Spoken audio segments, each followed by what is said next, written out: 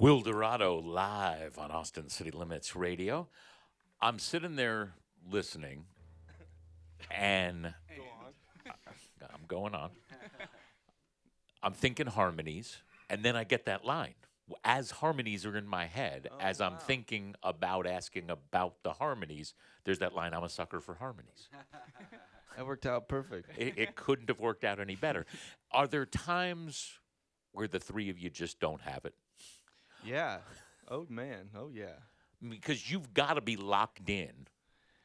It's not an illusion. You have to actually It be takes a locked lot in. of effort, I will admit. Yeah. It's something that I think about a lot and wish I didn't have to think about a lot, if I can also admit. It's an interesting thing, singing, because it's fun and it's freeing and it's beautiful.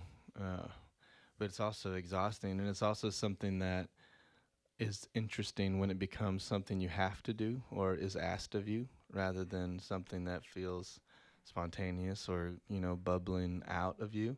And I imagine hearing what's going on your right and left, particularly in clubs you've never been to or at festivals you've never played where there's no sound check, that's got to be difficult. Yeah, there's a lot of very difficult aspects. I have to say, I really appreciate you bringing this up. No one ever talks about it. It's a scary thing. I'll say I have a lot of anxiety about it. There's a lot of uncomfortable rehearsals when we're working on these songs, Yeah. especially getting on mics. Yeah, dude.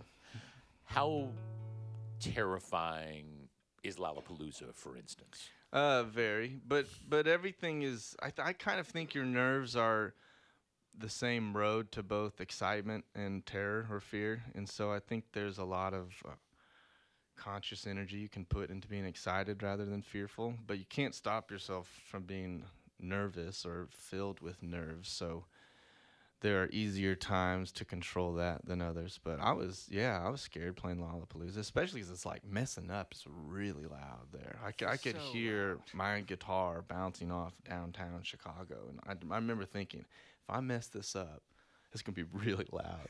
And even if it's early in the day, you're on the big stage. Heck yeah. And when was it? 1? 1:30. But That what was even cool makes is we it got a harder, I sound guess. check.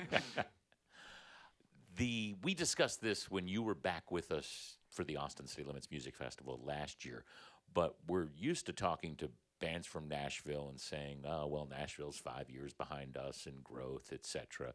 Tulsa seems about 10 years behind us, but in growth mode for sure. Yeah, and we're trying to keep it 10 years behind y'all.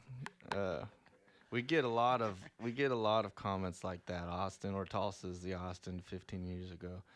I don't know if that's true, but man, there's incredible. Well, that'd be a pretty music good place there. to live Heck if yeah, you're it's the best living place to 15 live. years behind us. We love it. It's a killer city.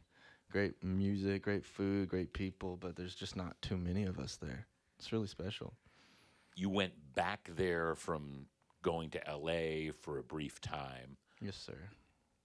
Was the going back an adjustment? It was, yeah, something I don't think my wife and I prepared ourselves for. It was hard. And we moved back in the dead of winter, February 1st. And so it was colder and darker than we were expecting coming from the old sun. But honestly, we planned that out. It was cool because since we started getting our bearings, spring rolled around and then summer, and it felt like everything kind of changed together. It was cool. Is it easier or harder to make the kind of music you make in darker, colder weather? Oh, easier, man. My head goes to bad places, and I think that's where some of the music comes from. Is just allowing myself to be honest about some of the things I'm dealing with. So yeah, some dark, cold, rainy weather never hurts if I need to write. Although it sounds like you'd be miserable wherever you are. Yeah, maybe so, man. Maybe so. I think that's part of life, right? Just choosing not to be miserable.